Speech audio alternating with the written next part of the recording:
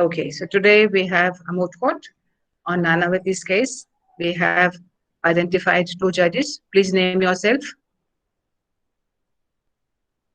Deepika Ma'am, and Shalu Raj. Yeah, Shaluraj. We have got two students working as the prosecution lawyers. Please identify yourself. Tushar Pava along with my co-counsel Jatinder Singh. Great. The two defense counsels.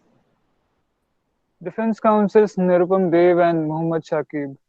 That's perfect. So everybody in the class, please be ready with your pen and pencil. Note down what the arguments the parties are presenting, and then identify what are the arguments the lawyers on the each side have not presented.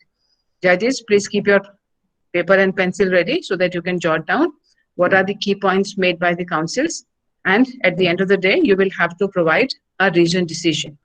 Every team, both the teams on the two sides, have got about 10 minutes to present. That's the maximum. If you need lesser, that's also fine. And then we will have 5 minutes after 10-minute presentation by the prosecution. We'll have 5 minutes for student intervention. And you will not say that the team has not said this or that. You will have to render the argument in the same manner as the prosecution lawyers, other two prosecution lawyers would have done. So you will not say, Madam, he did not point this out. No, you will say, my lord, there's one more argument I would want to present. Then we will move on to the defense. They will also present their argument. Again, another 5 minutes after 10 minutes presentation.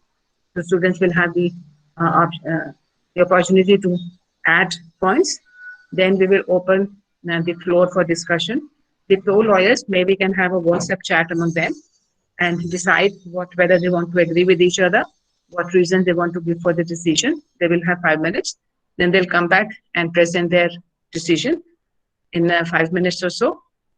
In the meanwhile, the rest of the class will have discussion among ourselves as to what you found was interesting today, what was something new learning, that kind of thing. Then we will reflect on the decision given by the judges.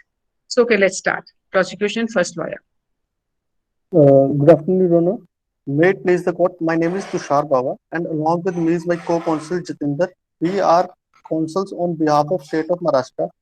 This case is about the murder of Ahuja by accused Nanavati, the reason being the illicit relationship of Nanavati's wife with Ahuja. Shall we start with the facts of the case, Your Honor? Tushar, Yes, if you want a recording of your presentation, then you will have to come on video. Because this one does not record everybody. Anybody who's speaking with video only gets recorded. So my suggestion will be that everybody who's speaking, keep your video on when you speak. okay. We'll have a better recording. Great. Okay. So, shall we start with the facts of the case, Your Honor? Briefly. And the answers have to be given by Deepika and Shalu and not by me. So whatever the conversation is happening between the lawyers and the judges, Deepika and Shalu. Sure, ma'am. Much obliged, Yes, Your you Honor. can proceed.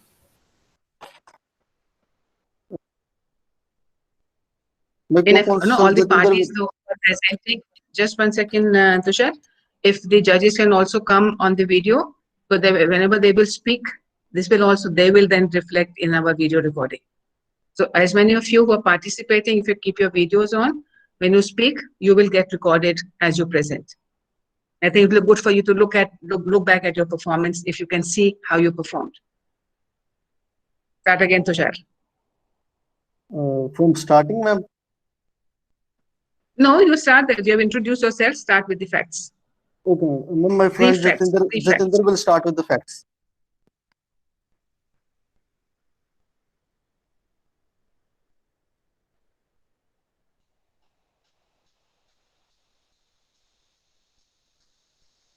Good afternoon, everyone. Good afternoon, honorable judges. I would like to start with some facts of regarding this case, Nanavati versus State of Maharashtra. And the facts are: the accused was second in command of Indian Navy, named Nanavati. He married Sylvia in 1949 in England. They have three children by marriage.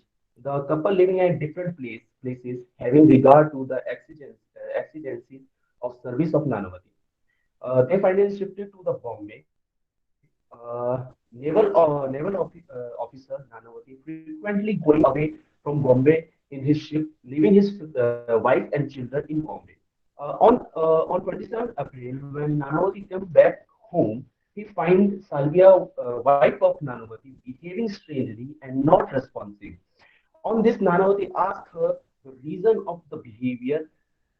Salvia confessed her about her illicit intimacy relation with Ahuja. The Nanavati, after knowing the reason of not after knowing the reason, Nanavati got enraged.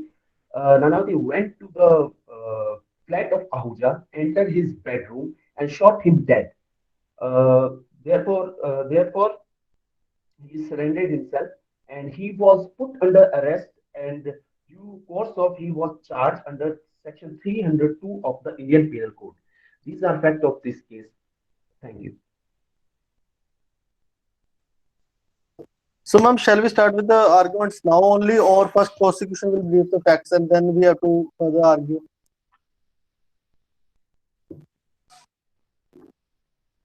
The prosecution has to present facts, arguments now. Okay.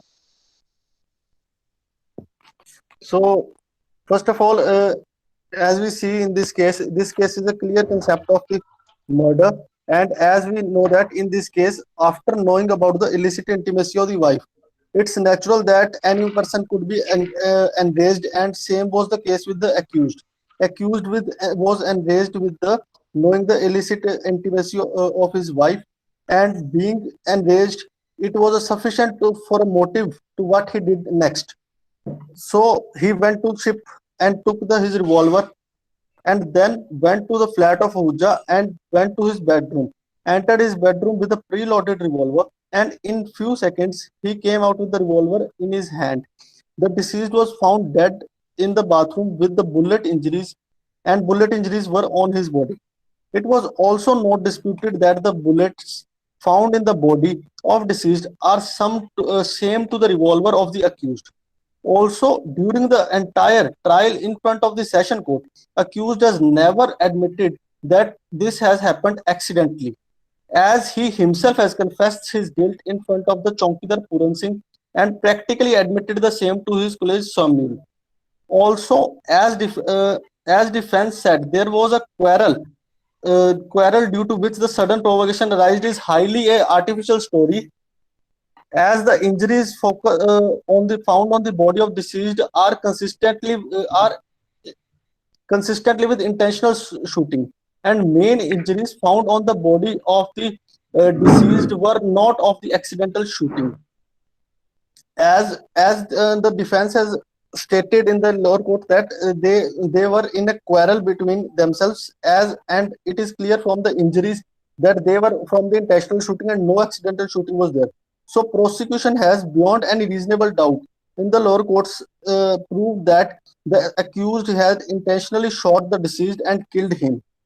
We agree with the High Court that on evidence adduced in this case, no reasonable body of persons could have reached to conclusion that the jury has reached in this case. For that,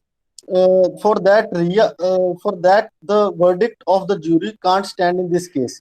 This was the lines of the High Court in the lower case, and we agree on that. And the accused should be punished with the section 302 of the murder. That's the initial arguments from the prosecution side.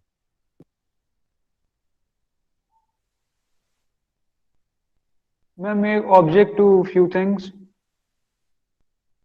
No, you will have your own chance. You are the defense counsel, you will have your turn. We want to find out whether there is, because you will not get another chance to rebut what the defense would say. So whatever you want to say at this point of time on prosecution side, you have to. So it's not, now it is open to the class. If anybody wants to add any argument or any articulation of the argument, you're free to do that. If anybody wants to do that, raise your hands. If there is anything you think the prosecution should have argued, but they haven't, it's your chance. we have to keep all the points now only. For example, the points regarding Yes. the cases which were discussed. Everything you want to say, these are your final arguments. Everything you need to say, we'll say Okay. now. So, ma'am, I want It's to not add back some and forth. things. I want to add Okay. more on that. Right. Yes, ma'am. So first of all, in this case, the defense made a statement that it comes, or the session court made a statement that it was under the exception of section 300. So I would clearly state that this exception wouldn't be valid in this case for the following reasons. Under this exception, culpable homicide is not murder if the following conditions are complied with. Number one, deceased must have given provocation to accused. Provocation must be grave and provocation must be sudden. So in this case, the provocation was neither grave nor sudden.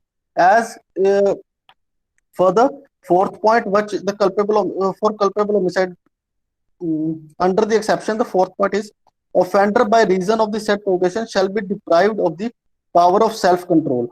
Fifth point, he should have killed the deceased during the continuance of deprivation of power of the self-control. And the sixth point, the offender must have caused the death of the person who gave provocation or that of any other person by mistake or accident. Seeing upon the exceptions, it is clear that the exception should be grave and sudden, and the defense is unable to prove until that the provocation was grave and sudden also. I would further enlighten this by taking out few cases. Tushar, I want you to think again. You just now said prosecution has not been able to prove that it was sudden and grave. You are the prosecution. Sorry, ma'am, defense. Yeah. So One more I would also like to add. and remember, We have and do we remember, are not the burden of started. proof. The burden of proof is on the prosecution. So if you have to prove anything, you have to go through all three steps. It is culpable homicide, it is murder, and exception is not applicable. That's what your job is. So you have to focus. You don't have to say they haven't proved. You have to prove that the exception is not applicable. So they will, when their chance will come, they say that no, exception is available. And of course, no, at one level you are right that if a party is claiming an exception, that the burden to prove that exception is on them. So you will say, you are right to that extent that yes, defense hasn't proved the exception. So you will have to say also why it has not been proved. Continue. Okay, ma'am. So to further explain my point on that, the question before the court is whether a reasonable person placed in the position of the accused would have reacted to the confession of adultery by his wife in the same way as the accused reacted in this matter when he knows about the confession of adultery. To answer this, I want to bring some case laws in front of your lordship. Few relevant case laws. First of all is in Messini versus Director of Public Prosecutors. In this case, Justice Wiscombe Simon quoted the following doctrine of provocation. Thus, it says that it is not all provocation that will reduce the crime of murder to manslaughter. Provocation to have that result must be such as temporarily deprives the person provoked of power of self-control, as a result of which he commits an unlawful act which causes death. This case, it clearly says that the justice focused that the provocation must be such that the person must have lost its self-control. As we know, in this case, the provocation happened at 1:30 p.m. when the Sylvia told his husband about the confession that he has illicit intimacy with the Ahujas. But the murder happened at 4:30 p.m., which was about 3 hours later than that. So this can't be proved that the person hasn't retained its temper till that time. Further, the test of effect of provocation has to be applied as a reasonable man on the reasonable man as laid down in Bex versus Lesbian case. In this test, judge considered 2 points basically. First, whether sufficient interval has elapsed since the provocation to allow the reasonable man to cool.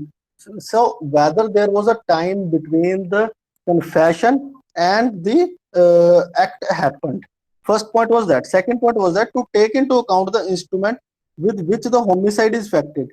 For to retort in the heat of passion induced by the provocation by a simple blow is very different thing from making use of a deadly instrument. So whether in response to the provocation the person has used a deadly instrument or he has given a simple blow. This was two conditions laid down in the Rex versus Lesbini case to know that whether a provocation could be uh, put in exception or not.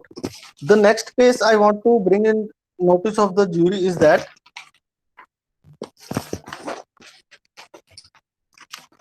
You will say to the honorable court. We do not have a jury. oh, sorry, to the honorable court that R versus Duffy case. In this case, 2 points were held.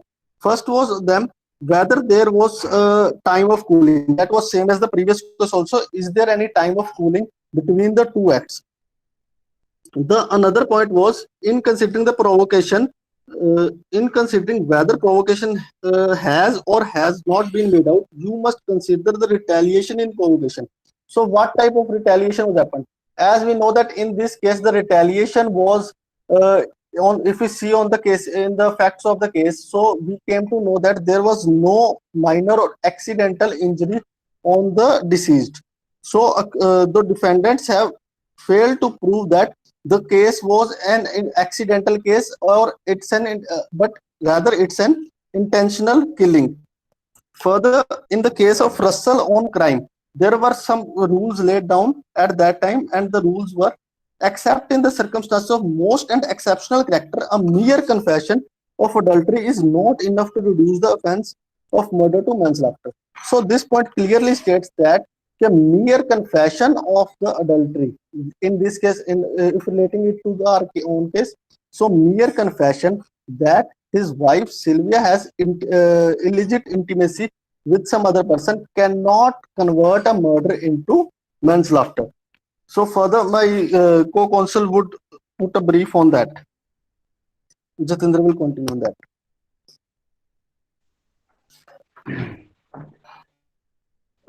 Now I would like to attract the concentration of honorable judges to the section 300, exception 1 that says that when culpable homicide is not murder, it's mentioned here that culpable homicide is not murder if offender whilst deprived of the power of self-control by grave and sudden provocation causes the death of person who gave the provocation or caused the death of any other person by mistake or accident.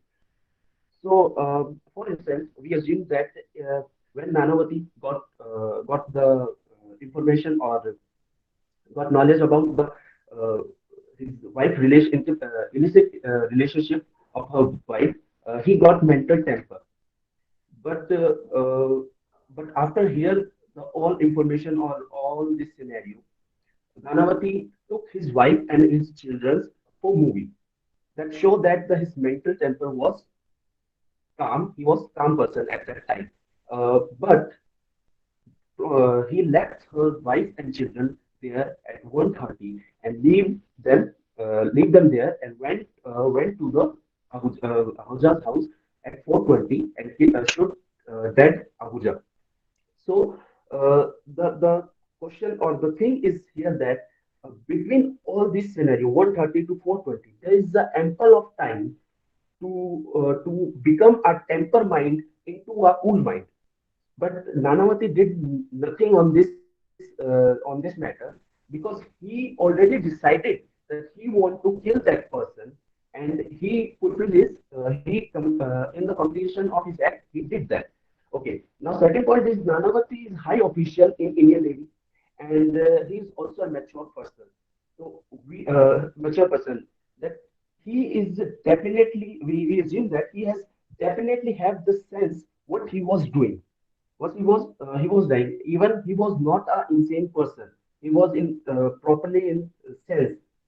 Okay, so all these scenario and conditions show that the accused did the act with the premeditation, on premeditation, deliberately or calculated one. He was not under any sudden and grave provocation, which comes under section one of exception one of section 300. So I would like to appeal to honorable judges to convict the accused under section 302 for murder. So here we rest our case. Thank you. Further, I want to add one thing. I would request judges to straightaway dismiss the appeal of the defendants based on the facts represented by us. Tushar, who has come in appeal? Oh, sorry, ma'am. Sorry. Okay, anybody in the class who wants to add something to the arguments presented on behalf of prosecution? Ma'am, may I? Please do, and please put yourself on video.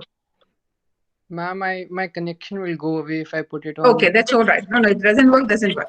Go ahead. Ma'am, so I wanted to state that the prosecution could have also stated that he had intention. No, Nishant, I said you will not say that could have. You are now the prosecution lawyer, third prosecution lawyer.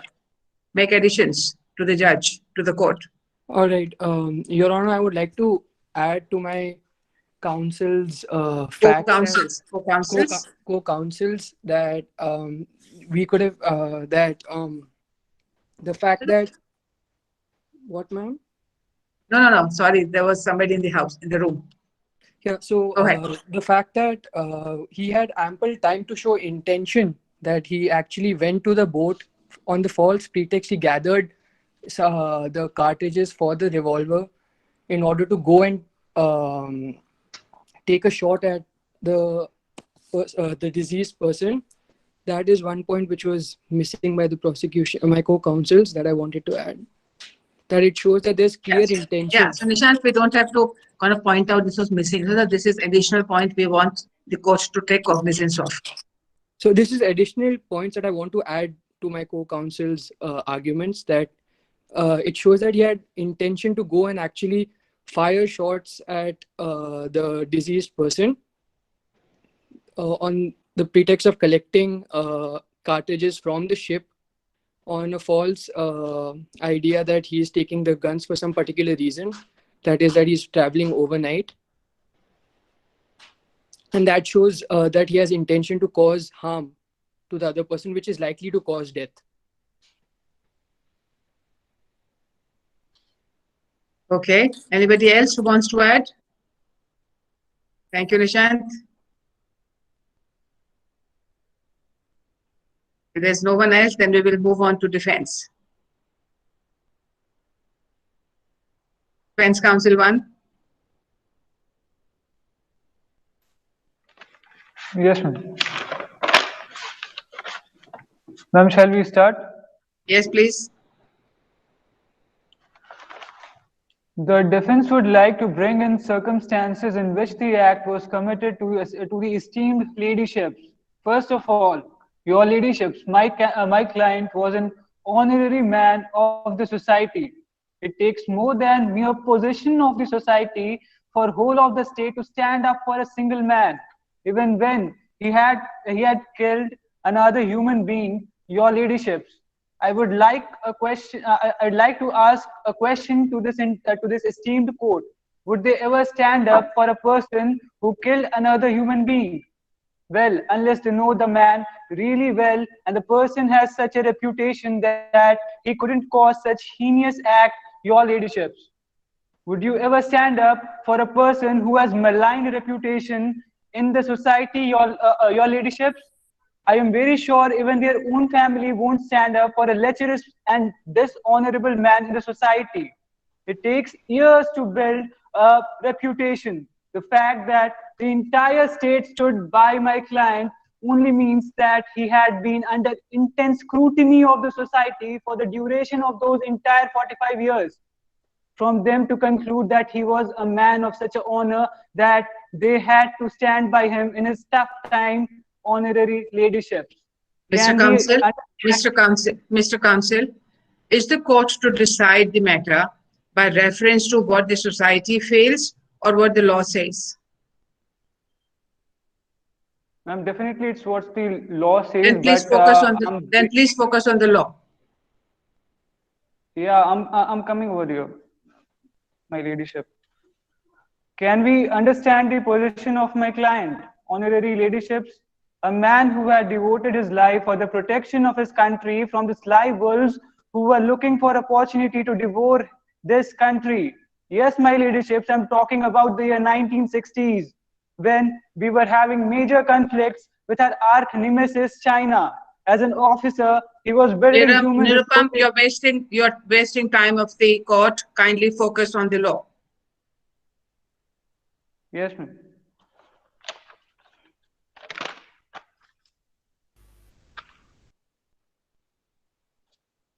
Your ladyships, I would like you to imagine the condition of my client, a man who loved his wife so much that he tries to gain her attention and affection even after a decade of the marriage, like he's still a teenager lover trying to woo and flatter his sweetheart. I'd like to ask this court, how many people would do that? Mr. Counsel, please focus on the facts and the law as given to you. Do not gather facts which are not part of the case law. Ma'am, these all serve a point. These are not part of the case law. You cannot invent facts. All right.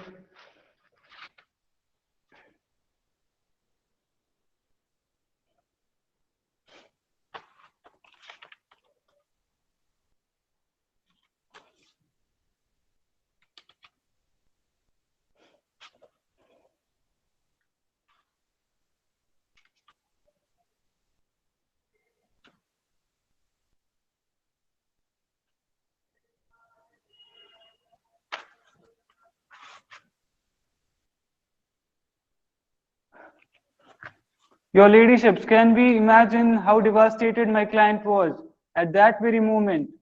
Your ladyships, that he decided to kill himself at that very moment. He wanted to make everything right before he is gone. Honorary ladyships, going to buy medicines for his dog, taking his wife and his 3 children to theater so they don't witness his suicide. Address to the court is not honorary, honorable. Yes, ma'am. Trying to make Mr. Ahuja see the reason and do one good thing maybe in his entire life by marrying my client's wife and taking custody of his children while were all part of it. This proves, although however broken a man my client was at that instance, he was a noble man at heart and deserved every bit and piece of the love he got from the entire nation. Your ladyships. Honorary ladyships, I want to ask this esteemed court a question. What does you cannot ask questions to the court. You can only make submissions to the court. All right, ma'am.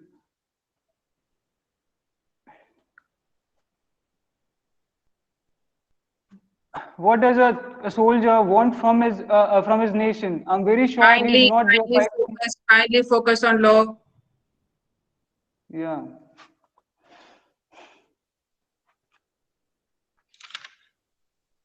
Courtrooms are not meant for passionate speeches to the nation. Right.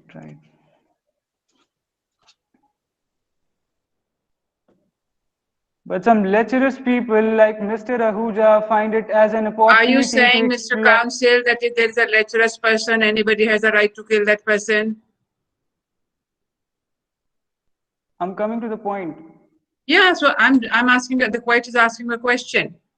Are you suggesting that a lecherous person can be killed by anybody, even by the affected man?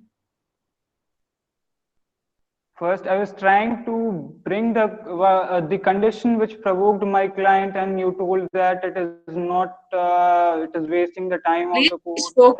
Please focus on the law. Which are the facts which suggest that he was under grave and sudden provocation?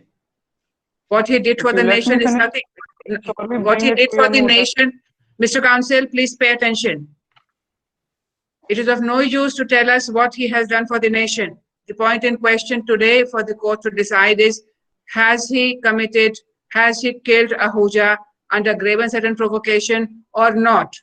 Just focus on the requirements of exception 1 to section 300. Yes. Yes, ma'am.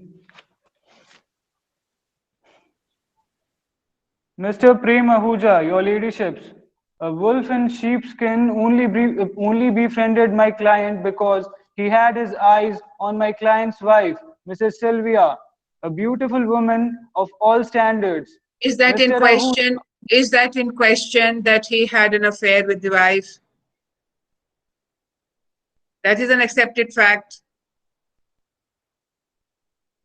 yeah, I'm elaborating on that. Yeah, so then you're pointing out to emotional statements. These are of no use to the court of law. The facts are simple. Sylvia confessed to having illicit relationship with Ahuja. Nanavati went to his ship, procured a gun on a false pretext, went to meet Ahuja. There something happened. Ahuja died by a bullet fired by Nanavati. And Ma'am, can you Ahuja wait for died. a second? On these facts, tell us whether you are pleading exception 1 in this case. Please give me a minute. I'm coming back. Every time you start with a rhetoric. We want you to speak on law. Ma'am, may I start? Continue. Yes, please. Your Honor, good afternoon. So the defense wants to bring in the point of that my client, the accused person, Mr. Nanavati, he was under sudden and grave provocation, and I would like bring 2 3 cases which are dealing with it. So first of all, the confession that was made to the magistrate under Section 342 CRPC. My client says that when he saw that his wife was behaving in a strange manner, and when he asked her that what is the reason, it was found that she was having an illicit intimacy. She was compromising with another person, which I don't consider at that point he was under sudden and grave provocation, because if we see in some of the cases, like in Murugan, which is All India Report 1957, where the deceased not only committed adultery but also swore openly that she would do it again. And when the person did so, the provocation was against the wife. And had he been so much provoked, he would have at least slapped her. But at that point of time, he was angry, I admit. But his provocation was not very grave. And I would like to bring another case which tells us in C. Narayan, where the accused suspected that his wife was having an affair. And when he confronted with the confession that his wife said that I am having an affair and consequently I'll be pregnant, he strangled his wife. So in both of the cases, we see that the provocation and the suddenness of the moment was against the wife. So had he been so much provoked at Shakib, that can you time? have your video on? Ma'am, my internet is very weak. I mean, okay, that's all right. I was just checking. Continue, please. Indicate that the mental state created by an earlier act may be taken into consideration in ascertaining whether the subsequent act was sufficient to lose self-control. So my point is, when this lady Sylvia, she told her husband he was acting maturely. First of all, he asked whether Ahuja will marry her or not, whether he will be taking care of her or not. So since he didn't had that answer that moment, he went to Ahuja's place. Uh, Being there, like the reason why he went there was only he to ask him. But taking a revolver, I find the prosecution is exaggerating the fact, because he's an armed man. He was traveling alone, and taking a revolver for self-defense. That too, meeting a person with him is not going to have a good relationship. So I think I dismiss that point. I don't find it very reasonable that he took the revolver, and that can be taken considerably. Though he might not be very provoked when Sylvia told him that they both were having illicit relationship. Had that been a situation where he caught red-handed both of them, that act would have considered like had been some different case. But since he wasn't there at that moment, still we believe that he had that ability. He is a reasonable person. He knows what has happened between these two people. So though he had that deep hurt, still it wasn't enough to kill Ahuja. But when he went to his place, he asked him whether he would marry her, and he said that am I married to every person I sleep with? This is not only just a statement, but it is also an abuse. It can also be treated as something which is disrespecting a woman. Treating it's like treating a woman like a prostitute. We've also seen in a case in Empress versus Khogai or ILR 2, MAD 122 and 123, which says that if the abuse is of certain extent, which the person might get provoked, which is also sudden and grave, then this can be treated as an exception under section 300 exception 1. And I would want to bring the fact to my lordship that my client, he wasn't under he wasn't under that sort of provocation. He wasn't very extremely angry when he talked to Sylvia. It was just a fact, it was just an act that can be treated as a subsequent act when he met this Mr. Ahuja, and when he heard him, and when he saw his attitude, it was that for sort of say fire that made him do it. I would rest right now. I'd like to add on that. Whether, yeah, Nirupam would want to add something. Yes, ma'am. Please. Mr. Ahuja was hell-bent at proving the relevance of his first name in all degrees. Your Ladyship, Mr. Ahuja, a self-proclaimed womanizer, was infamous for exploiting ladies in their most lonely and vulnerable state. His chief pattern was targeting wives of army and navy officers, honorary ladyships. Honorary ladyships, my client was deeply wounded but was in a complete self-control as and while he was taking decisions for future discourses. Your Ladyships, let's look at the circumstances which brought about the unfortunate demise of Mr. Ahuja by my client. First of all, your Ladyships, my client took the revolver for twofold reason: protecting himself during the course of the drive to Ahmednagar at night, and secondly to kill himself. And although both of these sentences seem contradictory to each other, my client, a noble man, didn't intend an unknown hooligan to decide the course of his life. My client was capable enough to choose death for himself.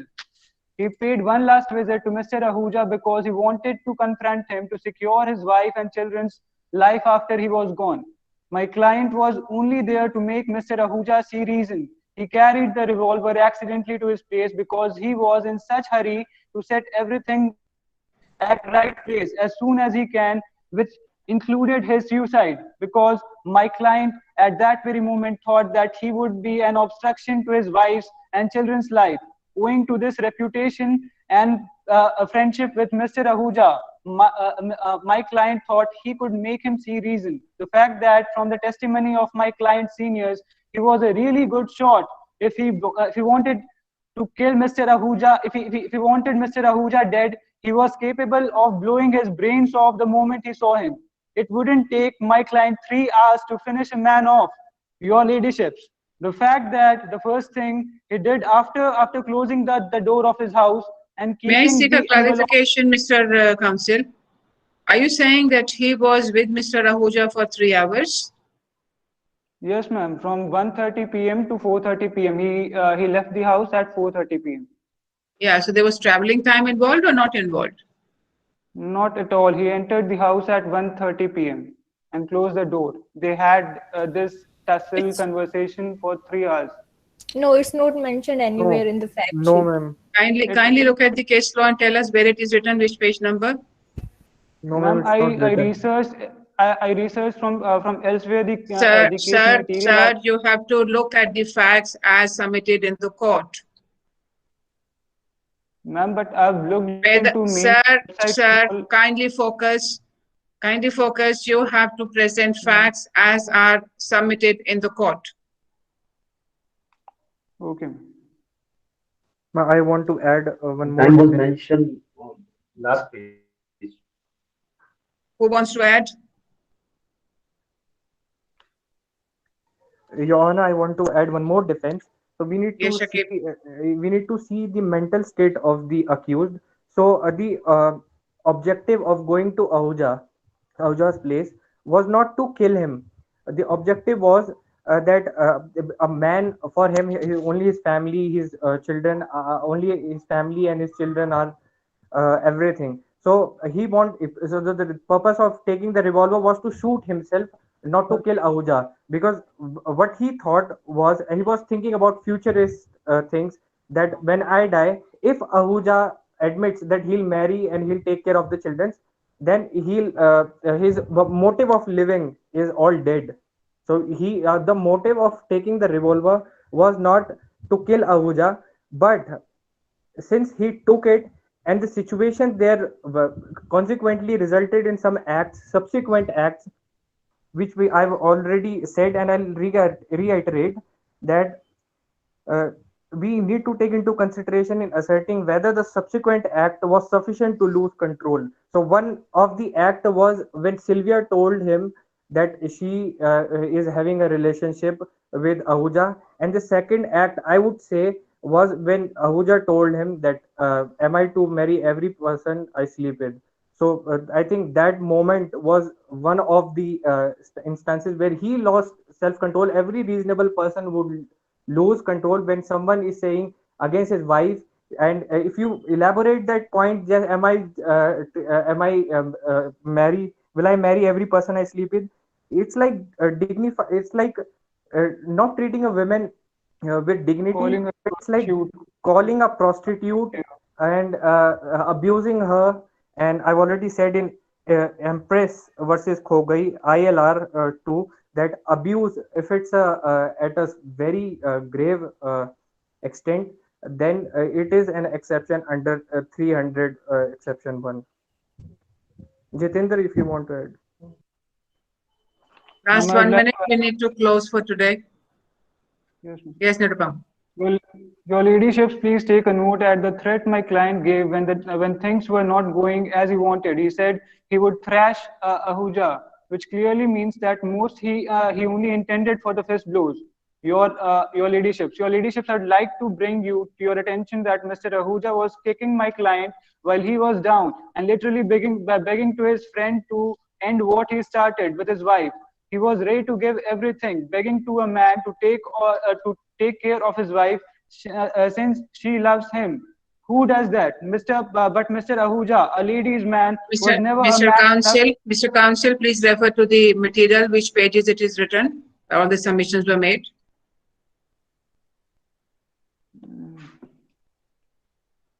Do I have to do it now? Yes. Okay. If these statements were not made before the court, these are not admissible.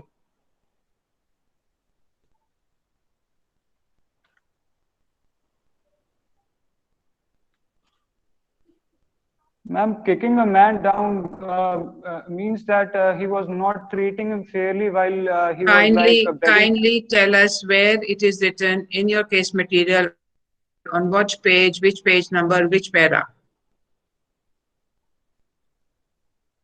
It's nowhere written, it's just implied. It's not implied. We do not talk about implied. If the submission hasn't been made by the client himself.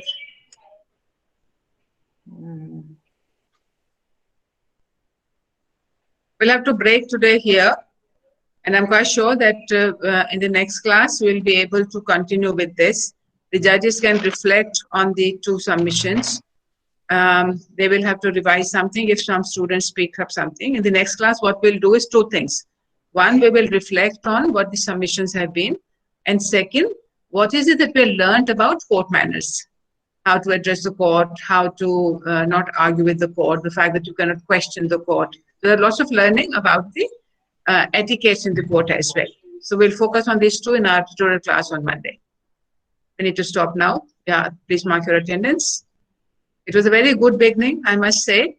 All the parties have done very good job. Nirupam has been little misguided in thinking that it's a theater, and it happens to quite a many of us. We have to learn to focus on the facts and suggest how these facts are fulfilling, which facts given, because when one major important disciplinary boundary of judicial proceedings are that if the parties have not deposited in the court, you cannot bring information from any other source. So either the document have been submitted in the court, or a party has come, a witness has come and made a submission. We can rely only on the documents, on the information available on record with the court. And therefore, at this point of time, certainly we are, when we started this activity, we were saying you can interpret the facts given. And we will learn that in the next class as to what are the manner in which the defense would have presented a different argument. I certainly think in this case, the manner in which the defense argued actually messed up the case of Nanavati. Nanavati had a better case, but somehow they're making two stories. That there was a scuffle, and the first story was his confession. The second story was that there was a scuffle, and in this scuffle, Ahuja died. So we need to understand what is the implication of this different story. So all those aspects we will do in the next class. So for today, everybody over the weekend, please have a look at your case law once again. Everybody read it, and then come up. I'll give one more chance to both prosecution and students and the defense side, other students, to add to what has been done today. Shalu, you wanted to say something? Yeah, ma'am. You wanted to say something? We have to give the judgment today or Monday? No, Monday, because today we don't have time. You also have another class. I also have another class. Okay, ma'am. Thank you. Yeah, so, but two of you talk to each other as of now, what is your sense of what will be your reasons for the judgment you're going to give on Monday? Okay? Okay, ma'am. So that's your homework. Everybody come prepared back on Monday. Bye-bye. Bye, ma'am. Excuse me. Thank you, ma'am. Yeah, yes, Deepika. Ma'am, I have a doubt. Not a doubt. All doubts on Monday. Doubt, but like I have read the full case. I have points to be added to the defense side, and I'm also a judge. No. Your judgment now will come on the basis of what has been presented in the class. Okay. So that whatever is left out, you can say that no, this was after you have given your judgment, because we also want to find out your capacity to give reasons for your judgment. Okay. We also have to develop that ability as a lawyer. So you will do an independent exercise, and you can always say that my judgment differs as a post-discussion scenario. That why does your judgment differ, or what are the points which are there in the judgment but have not been raised by the parties. So you can give that as a feedback. Okay, ma'am. On Monday. Okay. Bye-bye. Enjoy your weekend.